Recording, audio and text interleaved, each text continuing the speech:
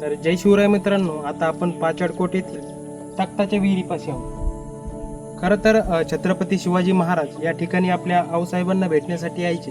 त्यावेळेस ते याच ठिकाणी बसायचे आणि या ठिकाणी बसून ते आपल्या आऊसाहेबांसोबत संवाद साधायचे किंवा गप्पा गोष्टी करायचे.